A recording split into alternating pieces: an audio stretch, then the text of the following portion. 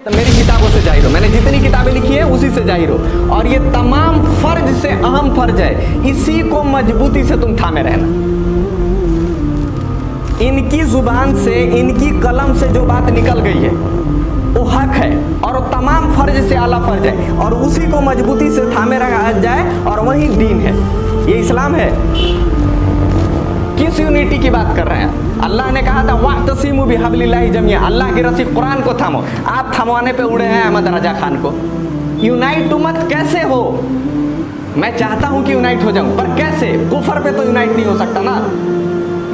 अल्लाह रब्बुल आलमीन कुरान के अंदर ये बात वाज़ेह कर दिया कि तुम यूनाइट हो जाओ यहूदियों से, ईसाइयों से, नसरानियों से, लेकिन एक शर्त लगा दिया कि अल्लाह ने अब्दिल्लाह, अल्लाह के सिवा किसी की इबादत नहीं, उसके साथ किसी को शरीक नहीं। अगर इस बात से तुम इत्तेफाक रखते हो तो आओ यूनाइट हो जाते हैं। अगर तुम इस बात से इत्तेफाक नहीं रखते हो कि अल्लाह के अलावा किसी की इबादत नहीं होनी चाहिए, तो फिर बाढ़ में जाओ तुम और हम। तुम जाके अपना रहो यहूदी बन के, रहो ईसाई बन के, रहो क्रिश्चियन बन के, रहो मुशरिक बन के, मुझे कोई लेना देना नहीं। लेकिन मैं तो मुसलमान हूँ, मैं कहता हूँ कि अल्लाह ने अब्दिल्लाह, अल्लाह के सिवा कोई इबादत के लायक। अबू हनीफा रहमहुल्लाह, उसके में लिखा है कि हर वह कुरान की आयत जो इमाम अबू हनीफा के मुखालिफ हो, उस कुरान की आयत को मंसूख कर दिया जाएगा। किस यूनिटी की बात कर रहे हैं? आपकी किताब में लिखा है उसी इबारत के अंदर कि हर वह नबी की हदीस जो इमाम के खिलाफ हो, उसके अंदर तरमीम की जाएगी, उसको मंसूख समझा जाएगा, उसको ज़ईफ समझा जाएगा। किस यूनिटी की बात कर रहे हैं? कहाँ यूनाइट? ऐसा नहीं होगा। आपको तरतीब अपनानी होगी, आपको बात समझनी होगी, तब जाके आप उससे बाहर हो सकते हैं। अल्लाह रब्बुल आलमीन कुरान के अंदर ये बात वाज़ेह कर दिया कि तुम यूनाइट हो जाओ यहूदियों से, ईसाइयों से, नसरानियों से, लेकिन एक शर्त लगा दिया कि अल्लाह ने अब्दिल्लाह, अल्लाह के सिवा किसी की इबादत नहीं, उसके साथ किसी को शरीक नहीं। अगर इस बात से तुम इत्तेफाक रखते हो तो आओ यूनाइट हो जाते हैं। अगर तुम इस बात से इत्तेफाक नहीं रखते हो कि अल्लाह के अलावा किसी की इबादत नहीं होनी चाहिए, तो फिर बाढ़ में जाओ तुम और हम। तुम जाके अपना रहो यहूदी बन के, रहो ईसाई बन के, रहो क्रिश्चियन बन के, रहो मुशरिक बन के, मुझे कोई लेना देना नहीं। लेकिन मैं तो मुसलमान हूँ, मैं कहता हूँ कि अल्लाह ने अब्दिल्लाह, अल्लाह के सिवा कोई इबादत के लायक नहीं। ठीक है, अब यहाँ पे बात यह है कि अगर वो बात इत्तेफाक कर लेते हैं कि ठीक है, हम जो है इत्तेफाक करते हैं कि अल्लाह के अलावा किसी की इबादत नहीं, तो फिर हम उनसे यूनाइट हो जाएंगे। लेकिन अगर नहीं मानते हैं, वो कहते हैं कि नहीं, हम अल्लाह की इबादत नहीं करेंगे, तो अगर अल्लाह की इबादत नहीं करेंगे और फिर हम उनसे यूनाइट हो, फिर हम उनसे इत्तेफाक रखें, तो ये इत्तेफाक है? ये यूनाइट करना है? नहीं। ये बहुत अहम पहलू है, इसको समझ ली। इसको है कॉम्प्रोमाइज़ करना। जैसे कि एक आप में मेरे अगर किसी बात को लेकर मतभेद हो जाए, एक मैथमेटिक्स के कैलकुलेशन के ऊपर मतभेद होती है। आप कहते हैं कि 2 + 2 = 4, मैं कहता हूं नहीं, 2 + 2 = 5। कैलकुलेशन सही किसका है? 2 + 2 = 4।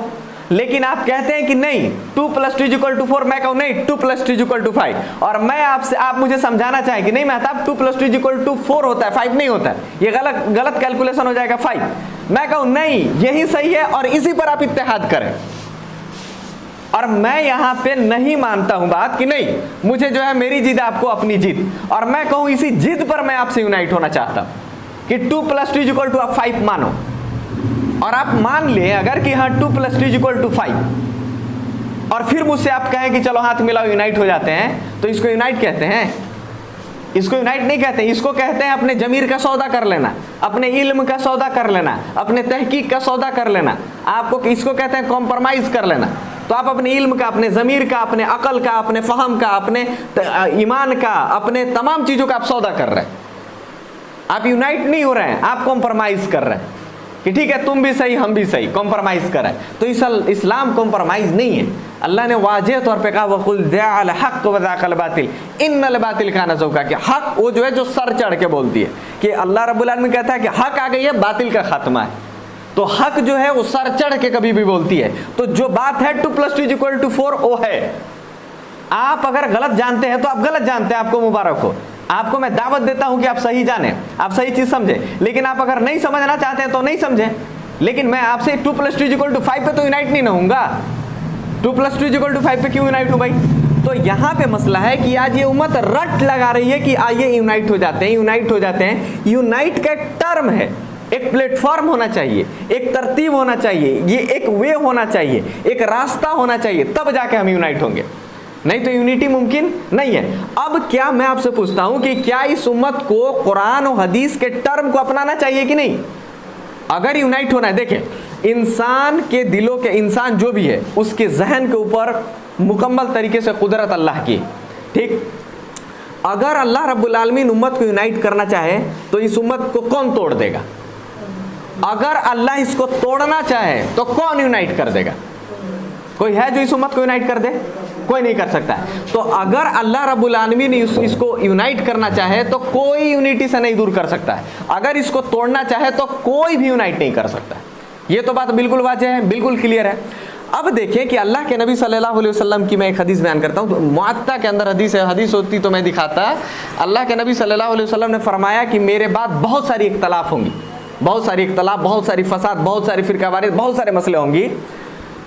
मैं तुम्हारे दरमियान दो भारी चीज़ें छोड़ के जा रहा हूँ, जब तक तुम इसको अपने दांतों की मजबूती से पकड़े रहोगे हरगिज़ गुमराह नहीं होगे।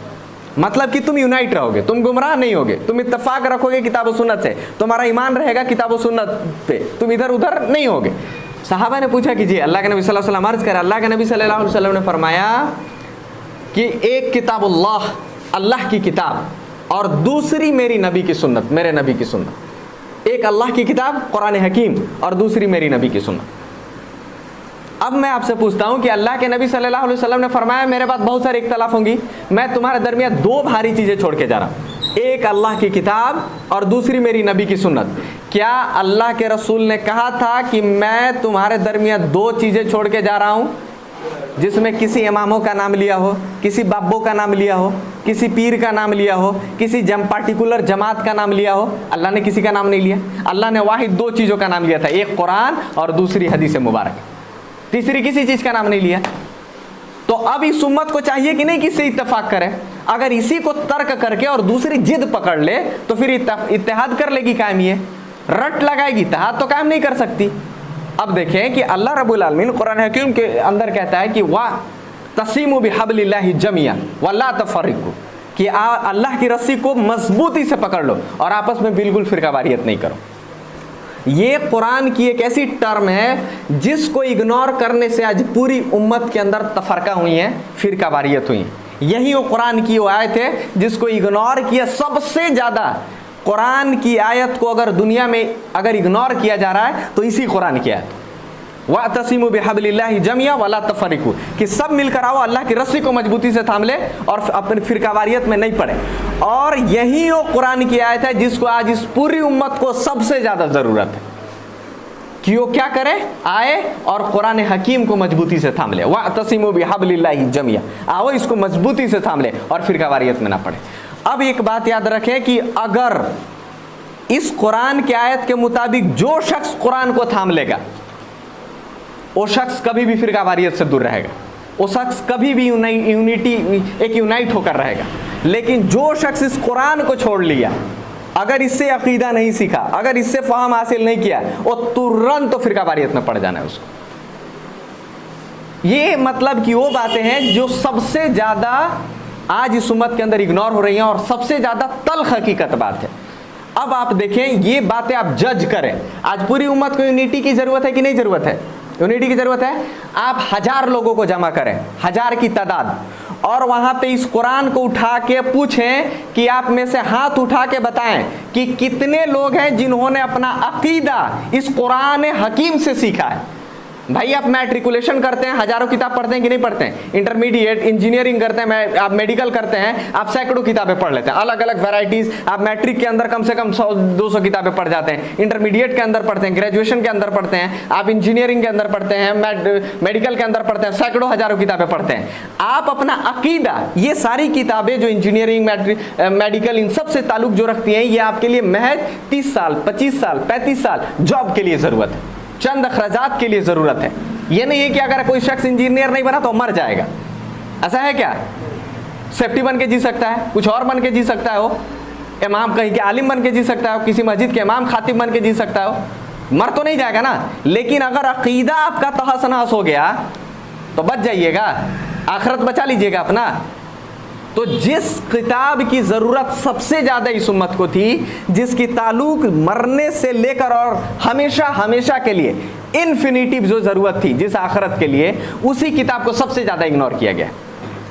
आप 1000 लोगों के दरमियान इस किताब को उठा के पूछे कि कितने लोग हैं जिन्होंने अकीदा कुरान से सीखा है। जो अकीदा आप रखते हो, बरेलवी हैं वो अकीदा रखते हैं भाई कि उनको कब्र के ऊपर जो अल्लाह से दुआ करनी है तो वसीला चाहिए, उनके ऊपर सजदा करना है तो सजदा ताजीमी है, एक सजदा हराम है, लेकिन उनके अंदर एक कॉन्सेप्ट है कि एक सजदा हलाल है, सजदा ताजीमी कर सकते हैं किसी को भी, उनके अंदर ये कॉन्सेप्ट है। ठीक है, उनके अंदर सैकड़ों किस्म के कॉन्सेप्ट है, गैरुल्लाह के लिए नजर न्याज वगैरह, ये सारी चीजें, मिलाद वगैरह, वो चहल्लम चलीसा, ये सारी चीजें। ठीक है, जो भी है आप अपने पास रखें। क्या इस चीज को आपने कुरान से सीखा है? क्या ये कुरान में आपने कहीं देखा है कि ये चीजें मौजूद हैं? अगर देखा है तो मुबारक, अगर नहीं देखा है फिर अकीदा रखते हैं आप ऐसा, तो आप क्या कर रहे हैं? कौन से यूनाइट होना चाहते हैं आप? किस यूनिटी की बात कर रहे हैं आप? अगर आप देवबंदी हजरात हैं तो आप, कोई भी शख्स हो, मैं नहीं जानता यहाँ कौन है क्या है, अगर आप देवबंदी हजरात हैं तो आप 3 दिन 10 दिन 40 दिन के लिए, 1 साल के लिए आप जमात में जाते हैं, उसके अंदर एक किताब फजाइल अमाल को कसरत से पढ़ते हैं। आपने कभी तहकीक किया है कि आप जो 3 दिन 40 दिन 10 दिन के लिए जमात में जाते हैं, ये कुरान में कहीं लिखा है? हदीस मुबारका में कहीं लिखा है? नबी कहीं जाते थे, सहाबा कहीं जाते थे, इस तरीके की कहीं जमात क्रिएट करते थे? आपने पढ़ा है उसको? आप जिस तरीके की नमाज पढ़ते हैं, आप जो आपका नमाज का तरतीब है, आपने देखा है कि नबी ऐसे नमाज पढ़ते थे? जो भी अकीदा है, अगर अहले हदीस है, अहले हदीस के अंदर जो भी उनका अपना अकीदा है, क्या अहले हदीस है जो भी है, उससे आप पूछे कि क्या आप अहले हदीस है, तो क्या आप जो भी अकीदा रखते हैं, क्या आपने इस कुरान से अपना अकीदा सीखा है? अगर नहीं सीखा है, जो कोई हो, अगर कुरान से अपना अकीदा नहीं सीखा है तो 100% गुमराही में। अगर अकीदा कुरान से सीखा है तो मुबारक, जो कोई भी हो, अगर अकीदा कुरान से सीखा है, उसके पास दलील कुरान की है तो मुबारक, और नहीं है तो फिर आपका ठिकाना जहन्नम, आपको कोई नहीं बचा सकता है। तो जिस किताब को सबसे ज़्यादा सीरियस लेनी थी, वो किताब सबसे ज़्यादा इग्नोर की गई। फिर यूनिटी कैसी? किस यूनिटी की बात कर रहे हैं आप? अब देखें, आपको मैं कुछ अहम पॉइंट दिखाता हूँ। ये देखें, ये किताब है। देखें, यूनिटी रट लगाने से नहीं होती। यूनाइट होने के लिए एक टर्म चाहिए, एक प्लेटफॉर्म चाहिए, एक वे चाहिए। ये है किताब तज़किरतुर रशीद। ये देवबंदी हजरात की एक अहम तरीन किताब है। अगर यहाँ पे कोई हो तो अपने जहन को बिल्कुल खोल के सुन ले। मैं कोई तनकीद नहीं कर रहा हूँ, मैं हकीकत दिखा रहा हूँ। मैंने तो किताब नहीं ना लिखी है भाई, मैं बयान कर रहा हूँ, मैं तनकीद नहीं कर रहा हूँ। ये किताब ये तज़किरतुर रशीद है, ये अहम तरीन किताब है। ये रशीद अहमद गंगोही के बारे में। ये देखें, इस किताब के जिल्द 2 के सफ़ा नंबर 17 पे लिखा है कि सुन लो, हक वही है जो मेरी बात जुबान से निकलती है। हक वही है जो मेरी जुबान से निकलती है। अब देखिए, इसको मैं पूरी इबारत पढ़ देता हूँ कि सुन लो, हक वही है जो रशीद अहमद की जुबान से निकलता है। और बक्सिम कहता हूँ कि मैं कुछ नहीं हूँ मगर इस ज़माने में हिदायत व निजात मौकूफ़ है मेरी इत्तबा पर। आप लोग समझ रहे हैं? ये साहब कह रहे हैं कि हक वही है जो मेरी ज़ुबान से निकलती है। अल्लाह ने कुरान में कहा कि कुरान हक है। अल्लाह के नबी ने फरमाया कि किताबुल्लाह और मेरी सुन्नत, मेरी हदीस। आप फरमा रहे हैं कि हक वो है जो मेरी ज़ुबान से निकलती है। और आज के मैं कुछ नहीं हूँ, लेकिन आज के वक्त में, आज के हालात में मेरी हिदायत से मुराद जन्नत अगर मौकूफ़ है तो वो है किस पर? मेरी इत्तबा पर। और कुरान सैकड़ों जगह गवाही दिया है, अतिउल्लाह व अतिउर रसूल, अल्लाह की इताअत करो और अल्लाह के रसूल की इताअत करो। और ये साहब कह रहे हैं कि मेरी इत्तबा पर हिदायत मौकूफ़ है, मेरी इत्तबा पर। आप किस चीज़ की यूनिटी की बात कर रहे हैं? कौन सी यूनिटी की बात कर रहे हैं? आप